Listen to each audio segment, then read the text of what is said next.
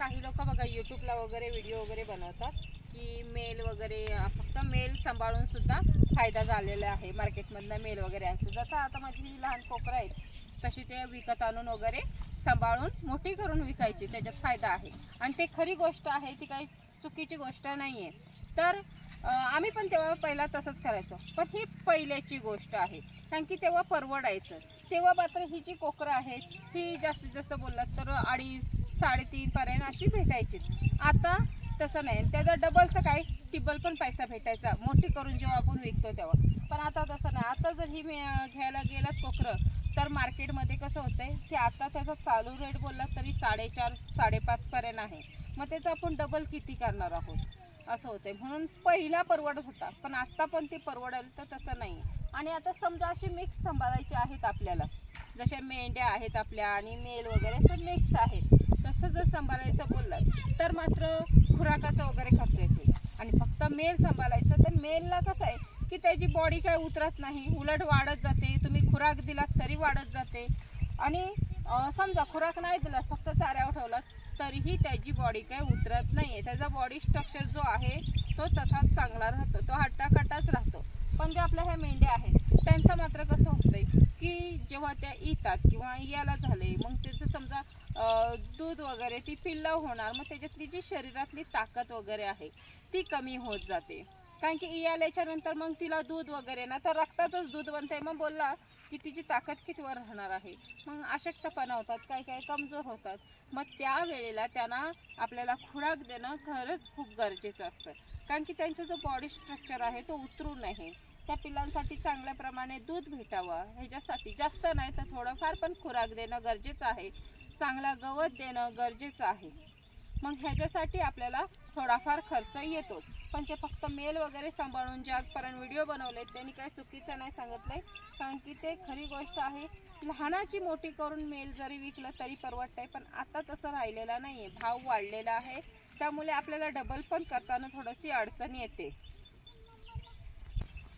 आणि कसं आहे ना की जेव्हा ही पहिली पूर्वी म्हणजे 2-3 वर्ष आधीची गोष्ट आहे की जेव्हा आणायची ती लोक मेल वगैरे आणायची तेव्हा सेल करायचे, आता त्यांनी व्हिडिओ वगैरे केले, ही खरी गोष्ट आहे, कारण की तेव्हा फायदा व्हायचा पण ती पहिली व्हायचा।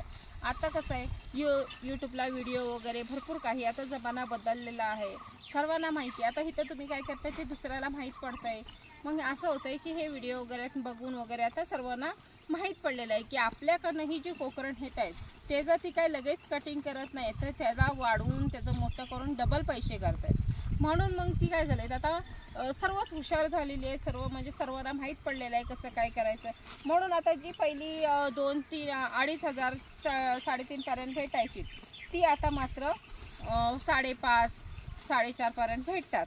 पण त्याचं जर डबल करायला गेला तर तुम्ही किती करू शकता। पहिला समजा की त्यांचा खर्च वगैरे काढून नाही बोलला तरीही 5-6 हजार रुपये बॅलन्स राहायचा, इतका फायदा व्हायचा। आता जर तसं करायला गेलं तर जास्त नाही पण 2-3 हजाराचाच फायदा निघू शकतो।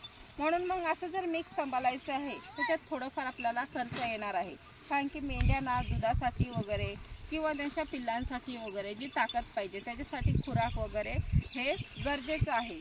आणि जी पहिलीची लोक जी मेल वगैरे सांभाळायची त्यांचा मात्र 100% फायदा व्हायचा, पण आता तसं करायला गेला तर जास्त फायदा होणार नाही आहे। म्हणून मग असं होतं आहे की मिक्स सांभाळल्याने आपले वाढत राहतात मेंढरं, कारण की त्यांचीच पिल्लं आपल्याला पुढे विकायला येत आहेत। मग आता ह्या आहेत त्या समजा 2-2 देत आहेत, काही इकडं साधे असतील ते 1-1 तरी देतात, म्हणजे आपल्याकडची जनरेशन आपल्याला विकायला भेटते। आणि आम्ही जेव्हा आणायचो म्हणजे ही मेंढरं वगैरे जेव्हा मेल वगैरे आम्ही पहिला आणायचो त्यावेळेला कसं होतंय की आम्ही दिवाळी दसऱ्याकडे आणायचो, त्यावेळेला काय होतं आपल्या हा जो रान आहे त्या रानात पाहिजे एवढं चारा होता, म्हणजे आपल्याला चारा लागवड करायची गरज नव्हती, विकत आणायची गरज नव्हती, त्याच्यातच चारायचं आणि मग आपण जास्त करून म्हणजे एप्रिल-मेकडं सेल करायचं, त्याला कटिंगला वगैरे द्यायचं। म्हणून आम्ही पण पहिला मेल वगैरे अशी मार्केटमधनं विकत आणायचो। आणि ज्यांनी कोणी आता हे व्हिडिओ वगैरे केलेले आहेत यूट्यूबला वगैरे व्हिडिओ वगैरे केलेले आहेत ते पहिला म्हणजे जेव्हा पूर्वी पहिल्यापासून कोण करत असेल मात्र त्याची आयडिया खूपच चांगली होती की मेल आणणं, लहान कोकरं आणणं, सांभाळणं आणि मग त्यांना विकणं वगैरे, कारण की त्याला त्याच्यात खुराक वगैरे असं देण्याची गरज नव्हती, ह्या चाऱ्यावर त्याचं नियोजन खूप चांगलं होतं।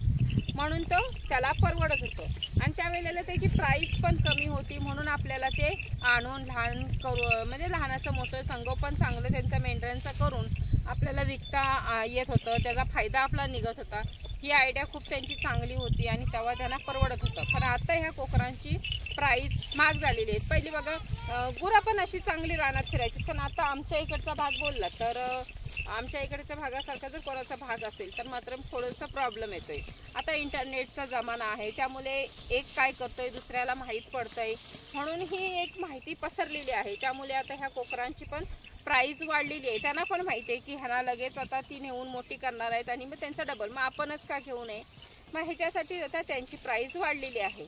पहिला माहीत नव्हतं म्हणून रानातनं वगैरे चालत होते। आत्ता आमच्याकडच्या भागाकडे जर समजा असं करायचं असेल तर रानातल्या भागात आम्हाला 6 महिने तर चाऱ्याचा प्रॉब्लेम नसतो, पण रानातल्या जनावरांचा सगळ्यात मोठा त्रास आहे। कारण की त्या जनावरांचा वास ह्यांना पण लागतो आणि ह्यांचा वास त्यांना पण लागतो। आता आमच्याकडे बिबट्या वाघ वगैरे असतो, मग आता तुम्ही समजा तुम्ही जर समोर बसलायत पुढ्यात असताना सुद्धा तो बिबट्यासारखा एवढा हुशार प्राणी तो तुमच्या पुढ्यातनं कधी नेईल हे तुम्हाला समजणार पण नाही। मग अशा वेळेला काय होतंय, आपण वाढवायचा प्रयत्न करतोय आणि त्याच्यात मग एक दोन अशी नुकसान होत राहणार आहे। म्हणून मग आम्ही रानात सोडायचं पण बंद केलेलं आहे आणि चारा स्वतःच लागवड केलेला आहे। तसं कोणाचा भाग असेल तर मात्र तो परवडत नाही, कारण की मग आपली वाढवायची जी संकल्पना असते ती थांबते कुठेतरी। एक दोन आपले प्राणी असे जनावरं रानातली खात असतात, मग ते घटत राहतं। म्हणून मग आता ते पण बंद करून फक्त आता आपला स्वतःचा चारा लागवड केलेला आहे। आणि आता जी कोकरांची प्राईस वाढलेली आहे त्याने मग असं मेलच विकत घेऊन त्यांना सांभाळणं वगैरे हे परवडणं थोडंसं कमी झालेलं आहे। कमी खर्च म्हणजे तो खर्च कमी असतो, पण तिथं कसं होतं आपला मुनाफा कमी निघायला लागलेला आहे। म्हणून हे जे मिक्स सांभाळणं आहे ते मिक्सच सांभाळण्यात फायदा आहे, कारण की 50% प्रोडक्शन आपल्या घरातलाच पाहिजे तर आपला फायदा हा 100% होऊ शकतो। कारण की विकत प्रत्येक टायमाला आणा, आता जर समजा 5, 4.5, 5.5 कडे जर ह्याची लहान कोकरांची प्राईस आहे, आता ह्याच्या पुढे अनेक जमाना खूप टेक्नॉलॉजीने वगैरे भरलेला असणार आहे, त्यावेळेला मात्र त्यांची प्राईस अनेक वाढणार आहे। मग आत्तापासूनच आपला स्वतःचा घरचा प्रोडक्शन असेल तर मात्र आपलाच फायदा आहे। आणि आता समजा हे व्हिडिओ वगैरे पाहून की मेल वगैरे आणणं आपण सांभाळणं ह्याच्यात फायदा आहे, हा पहिला फायदा झालेला, आता तो फायदा होणार नाही असं कोण विचार करत असेल तर मात्र कसं आहे की तेवढा नाही होणार पण कमी होणार आहे। पण तो कमीचा काय फायदा आहे आपला, समजा आता कटिंगला जरी तुम्ही विकायचा विचार केला, तुम्ही आणून कटिंगला वगैरे विकाय तरी कटिंगवाला तुमचा 2-3 हजार रुपये स्वतःचा ठेवल्याशिवाय तर तुमचा नेणार नाहीये। मग हा परवडेल तेव्हा जेव्हा तुम्ही स्वतः कटिंग, आता प्रत्येकाला स्वतः कटिंग करणं हे जमत नाही। मग असं जो मिक्स वगैरे असतो मग तसं असलं तर मग जास्त आपल्याला बाहेरची विकत घेण्याची नाही, स्वतःचंच प्रोडक्शन असणार आहे। म्हणून मग कसं सांभाळायचं की स्वतः जर कटिंग करत असाल तर फक्त मेल आणून तुम्ही सांभाळलात तरी चालतंय, कारण की ते जे 2-3 हजार रुपये बाहेर जाणार आहेत ते तुमचे एक्स्ट्राचे तुमच्याकडेच राहणार आहेत। समजा मटण जरी तुम्ही मार्केट प्रमाणेच लावला तरीही तुमचा फायदा आहे, मग अशात फायदा आहे। पण जर समजा तुम्ही आणणार आणि दुसऱ्याला कटिंग करायला देणार किंवा दुसऱ्याला कमी भावात विकणार तर मग मात्र तिथं तुम्हाला जास्त पैसे नाही भेटणार आहेत। मग दुसऱ्याचा विचार तुम्ही पहिले बघाल की तो करतोय त्याला परवडतंय, मग मला कसं परवडत नाही, तर हा एक फरक झालेला आहे। पहिला कमी पैशात भेटत होता म्हणून त्याचा फायदा होता, आता पैसे वाढलेले आहेत आणि तुम्ही जेव्हा विकायला जाल तेव्हा तुम्हाला तेवढे पैसे भेटणार नाहीयेत। म्हणून मग स्वतः कटिंग करायला हे सगळं शिकायचं आहे। आणि समजा नाही तर मग असा मिक्स सांभाळला तरी चालतंय, मग त्याने काय होतंय की आपला कुठेतरी थोडाफार फायदा निघतोय। म्हणून मग प्रत्येकाने आपण जेव्हा व्हिडिओ बघतो त्या व्हिडिओ काय आहे, कसा आहे, त्याला कसं परवडतोय हे सर्व बघणं खूप गरजेचं आहे। नाहीतर मग आपण म्हणून त्याला परवडतंय म्हणून मी पण तेच करणार आहे। तर पहिल्याच्या जमान्यात आणि आत्ताच्या ह्याच्यामध्ये फरक झालेला आहे। आता सर्वांना माहीत पडलेलं आहे कसं विकायचंय, कसं नाही विकायचं आहे, कसं केल्याने फायदा आपला आहे हे सर्व बघतात आणि मगच आता सर्व ह्याच्यावर दुनिया व्यवस्थित चाललेली आहे। त्यामुळे की आपण जेव्हा करतोय त्यावेळेला स्वतः कटिंग करायला शिकायचंय आणि प्रत्येकाला कटिंग जमते असं नाहीये। आणि कसं आहे ना की पहिल्याची जी आपण व्हिडिओ बघतोय काही लोकांची ते मग बघते वेळी आपण असा विचार करतो मग फायदा आपला कुठे आहे, म्हणून मग कटिंग, आता कटिंग हे सगळ्यांना परवडते का, सर्वांना जमते का, तर नाही जमत आहे.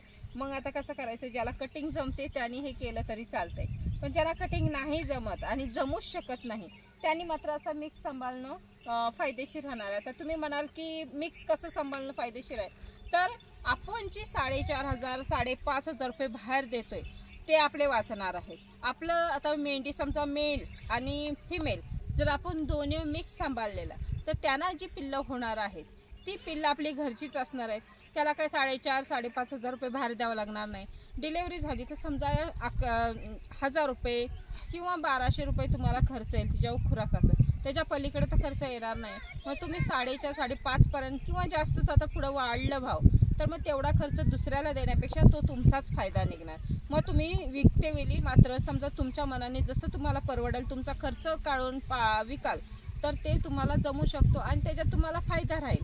पण विकतचं जाणून तुम्ही पालन करून मग विकायला जाल तर मात्र तुम्हाला परवडणार नाही, कारण की अर्धेच तुमचे पहिले पैसे गेलेले असतात आणि ह्याच्यात तुमचे पैसे जात नाही. तर तुम्हाला फक्त 1,000 ते 1,200 रुपये जे खर्च येईल त्याच्यातच ते पिल्लू तुम्हाला वाढणार आहे आणि सर्व गवतावर नियोजन असणार आहे. मग तुम्ही जास्त खर्च करणार नाही त्याच्यावर. मग तो तुम्ही विकते वेळी जे तुम्हाला पैसे येणार आहे ते तुमचा फायदाच असणार आहे आणि एखाद्याला कटिंग जमली तर त्याचा डबल फायदा असणार आहे.